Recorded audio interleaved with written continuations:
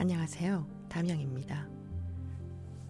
오늘은 붓 끝에 삶과 감정을 담아낸 한 천재 화가, 고통과 외로움 속에서도 세상을 향한 뜨거운 열정을 잃지 않았던 빈센트 반 고흐의 이야기를 함께 나눠보려 합니다. 그의 삶은 단순한 예술가의 성공기가 아니라 고독과 절망, 그리고 희망이 뒤섞인 진솔한 인간 이야기입니다. 이제 그가 남긴 빛나는 그림들과 함께 그의 삶 속으로 깊이 들어가 보겠습니다. 1853년 3월 30일 네덜란드의 한 조용한 마을 준데르트에서 빈센트 반 고흐가 태어났습니다. 그는 교회 목사의 아들로 태어났지만 어린 시절부터 세상과 조금은 다른 감성을 지닌 소년이었습니다. 조용하고 내성적이었으며 자연 속에서 홀로 시간을 보내는 것을 좋아했죠. 당시엔 그가 예술가가 될 것이라고는 아무도 예상하지 못했습니다. 그가 16살이 되던 해, 빈센트는 구필이라는 미술상에 들어가 런던과 파리 지점에서 일을 시작했습니다. 이 시절 그는 처음으로 대도시의 풍경과 사람들을 접하며 세상에 눈을 뜨기 시작했습니다. 하지만 첫사랑의 실패와 직장 생활에서의 냉혹한 현실은 그의 마음에 깊은 상처를 남겼습니다. 이때부터 그는 인생의 방향을 고민하기 시작했죠. 이후 빈센트는 종교의 뜻을 두고 신학을 공부하려 했지만 시험에 번번이 낙방하며 좌절을 겪었습니다. 그러던 중 그는 네덜란드의 광부 마을 보리나주에서 목회 활동을 하게 됩니다. 이곳에서 그는 가난하고 고통받는 사람들의 삶을 직접 마주했습니다. 광부들의 거친 손과 지친 얼굴, 그리고 그들의 고단한 하루는 그에게 깊은 인상을 남겼고, 훗날 그의 작품에서 노동하는 사람들의 모습을 그려내는데 큰 영향을 주었습니다. 그는 스스로 다짐했습니다. 나는 이 고통받는 사람들의 삶을 그림으로 남겨야겠다. 하지만 화가로서의 길은 늦게 시작되었습니다. 27세가 되어서야 빈센트는 진지하게 붓을 들기로 결심합니다.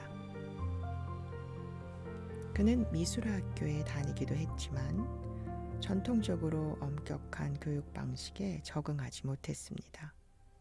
대신 독학으로 해부학과 자연을 공부하며 그림을 그렸습니다.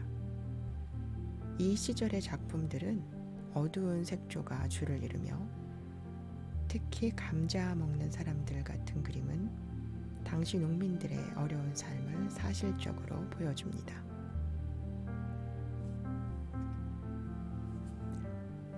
빈센트 반 고흐가 네덜란드 보리나주 시절 그린 이 작품은 당시 농민들의 힘들고 고된 생활을 사실적으로 담아낸 그림입니다. 어둡고 무거운 톤의 색채가 사용되었고, 굵고 거친 붓질로 인물들의 손과 얼굴, 주름 하나하나까지 정성껏 표현했습니다. 이 그림은 고흐가 진실한 삶을 그리겠다는 의지를 보여줍니다. 그는 노동하는 사람들의 고단한 하루와 그들의 거친 삶을 미화하지 않고 있는 그대로 묘사하려 했습니다. 따뜻한 식사 앞에 둘러앉은 가족의 모습은 소박한 인간애를 전하지만 동시에 빈곤과 피로가 짙게 깔려 있습니다. 빈센트의 생애에서 절대 빼놓을 수 없는 인물이 있습니다. 그는 바로 빈센트가 가장 의지했던 동생 테오였습니다. 평생 수백 통의 편지를 주고받으며 태호는 형의 가장 든든한 후원자이자 친구였습니다. 이 편지들은 고흐의 내면과 예술 세계를 이해하는 데 중요한 자료가 되었습니다. 고흐는 자신의 그림에 대한 생각, 기법 실험, 색채와 구도에 관한 고뇌까지 상세히 편지로 나누었습니다. 어떤 때는 스스로에 대한 자책과 좌절도 솔직히 털어놓았습니다. 우울과 불안, 정신적인 고통에 관해서도 솔직하게 이야기하며 때로는 치유와 희망을 찾아가는 내면의 여정을 기록하기도 했습니다. 동생 태호는 고흐의 작품 활동을 경제적으로 뒷받침했고 고흐는 꾸준히 도움을 요청하며 생활의 어려움을 표현했습니다. 편지에는 서로를 향한 애정과 격려, 응원의 메시지가 가득했습니다. 1886년 그는 파리로 떠납니다. 그곳에서 그는 인상주의 화가들과 어울리며 색채에 대한 새로운 시야를 얻었습니다. 이전까지 칙칙하고 어두웠던 그의 팔레트는 밝고 생생한 색으로 변화했습니다. 이 시기에 그의 작품들은 빛과 공기의 움직임을 담으려는 시도를 보여줍니다. 꽃과 거리 풍경은 생기 넘치고 따뜻한 빛으로 가득 차 있었습니다. 1888년 그는 프랑스 남부의 아를로 이동합니다. 이곳은 빈센트에게 새로운 희망이자 예술적 도전의 장이었습니다. 아를에 머물면서 집을 얻어 작업을 이어갔습니다. 그가 직접 집 외벽을 노란색으로 칠하면서 The Yellow House, 노란 집이라고 알려졌습니다. 그는 화가 공동체를 만들고자 했고 그 꿈을 이루기 위해 동료화가 폴 고갱을 초대했습니다. 아를의 강렬한 햇살과 풍경은 그의 작품에 빛과 색의 혁명을 가져왔습니다. 해바라기, 아르레 침실, 카페 테라스 같은 작품들은 이 시기의 빛과 색채 감각을 생생하게 보여줍니다. 해바라기 1888년 작품입니다. 아르레서의 황금빛 햇살을 뿜은 대표작 해바라기 연작은 고흐의 색채 혁신을 상징합니다. 선명한 노란색과 주황색이 조화를 이루며 강렬한 생명력을 전달합니다. 해바라기는 밝음과 희망의 상징이기도 하지만 시들어가는 꽃의 모습에서 인생의 덧없음과 고독도 엿볼 수 있습니다. 고흐는 이 작품을 노란집 장식용으로 고갱에게 선보이기도 했는데 이는 그의 예술적 공동체의 꿈의 한 부분이기도 했습니다. 밝고 따뜻한 색채가 보는 이에게도 생기를 불어넣는 작품입니다. 아르레 침실. 이 작품은 고흐가 아르레 노란집에서 실제 자신의 방을 그린 그림입니다. 간결하고 강렬한 선과 색채로 침대와 의자, 벽에 걸린 그림 등이 소박하면서도 평화로운 일상을 전달합니다. 특히 기울어진 원근법과 단순화된 형태는 고흐 특유의 감정과 긴장을 표현하는 장치로 작용합니다. 이 그림은 고흐가 꿈꾸던 평화로운 예술가의 삶과 그곳에서 느꼈던 안정감과 고독을 동시에 보여줍니다. 카페 테라스. 프랑스 아르레 밤 풍경을 담은 이 작품은 노란빛으로 빛나는 카페 테라스와 그 아래 모인 사람들을 묘사합니다. 강렬한 색채의 대비와 별빛이 반짝이는 밤하늘이 어우러져 따뜻하면서도 신비로운 분위기를 자아냅니다. 고흐는 이 작품을 통해 일상 속에서도 마법 같은 순간이 있음을 전하고 싶어 했습니다. 빛과 어둠의 대비는 인생의 희노애락을 상징하는 듯 보입니다. 노란 집에서의 고갱과의 동거는 오래가지 못했습니다. 두 사람의 예술적 견해 차이와 성격의 불일치는 점점 심해졌고 결국 극심한 다툼 끝에 빈센트는 자신의 귀를 자르는 극단적인 행동을 합니다. 이 사건은 그의 정신건강이 심각하게 흔들리고 있음을 알리는 신호였습니다. 그는 정신병원에 입원해 치료를 받았지만 병상에서도 그는 붓을 놓지 않았습니다. 오히려 그곳에서 별이 빛나는 밤과 아이리스 같은 작품을 완성하며 내면의 혼란과 희망을 동시에 표현했습니다. 먼저 두 작품을 살펴보고 고갱과의 이야기를 다시 이어가겠습니다. 1889년 완성된 별이 빛나는 밤. 이 작품은 정신병원에 입원한 시절 창밖 풍경을 상상해 그린 작품입니다. 강렬한 소용돌이 치는 하늘과 빛나는 별들이 돋보입니다.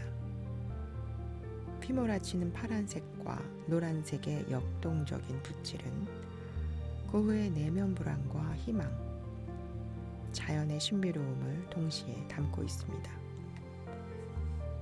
별이 빛나는 밤하늘 아래 작은 마을은 고요하지만 하늘의 소용돌이는 끝없는 에너지를 뿜어내며 보는 이를 몰입하게 만듭니다. 이 그림은 현대미술에서 가장 유명한 작품 중 하나로 예술적 자유와 감정 표현의 극치를 보여줍니다.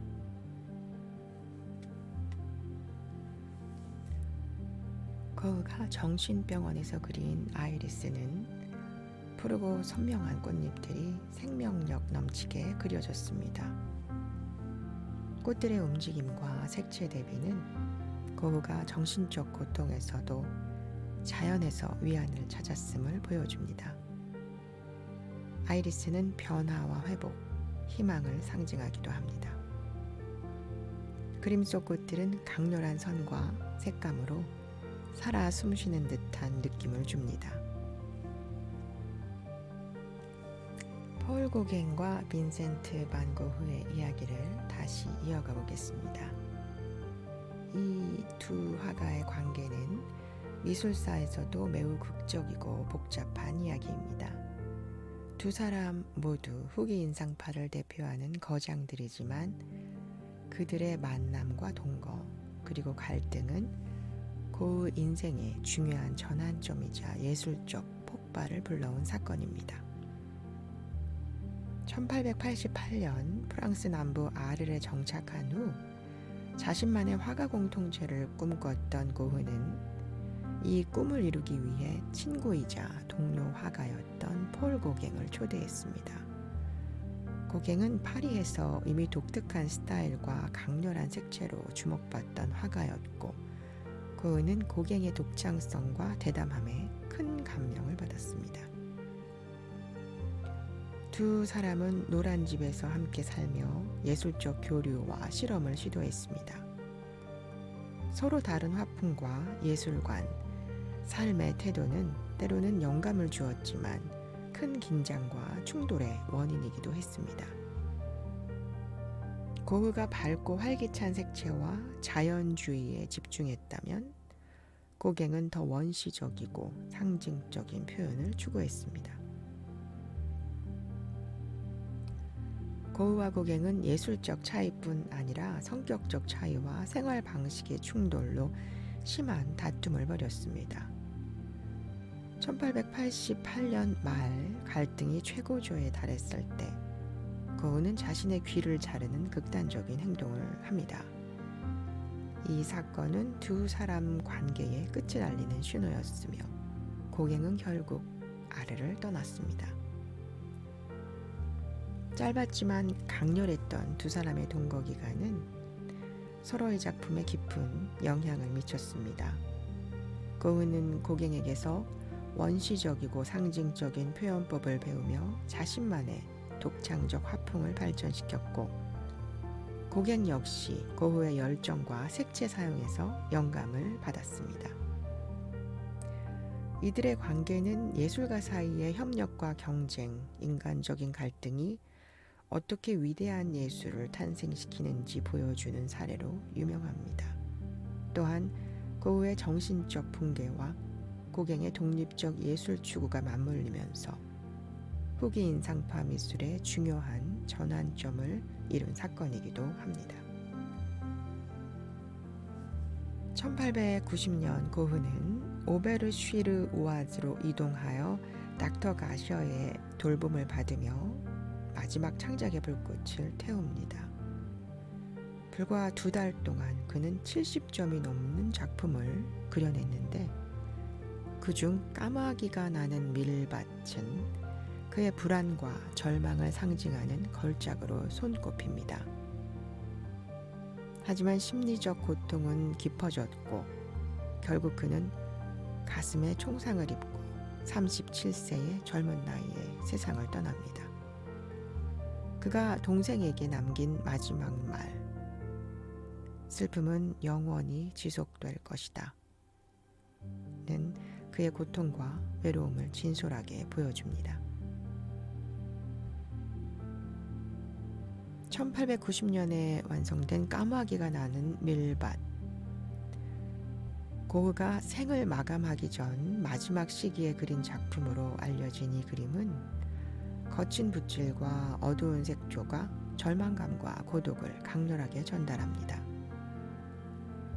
깊은 푸른 하늘 아래에 날아다니는 까마귀들은 불길한 예감을 불러일으키고, 끝없이 펼쳐진 밀밭은 고흐가 느낀 고립과 무게를 상징합니다.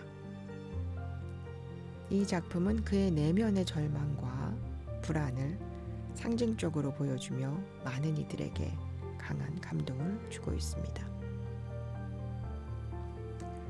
그의 생전에는 단 한 점의 그림만 팔렸을 뿐이지만 동생 테오와 그의 아내 요한나의 노력으로 고흐의 작품과 삶은 세상에 알려지기 시작했습니다.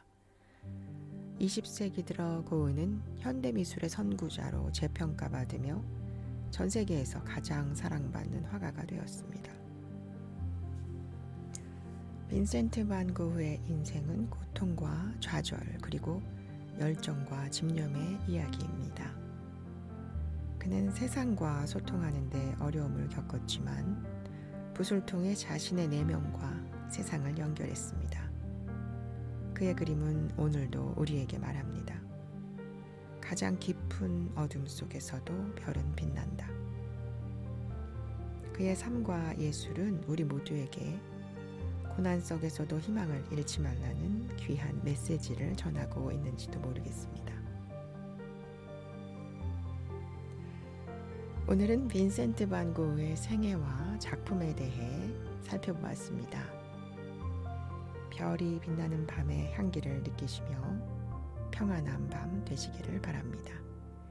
이야기의 향기를 전하는 담향이었습니다. 감사합니다.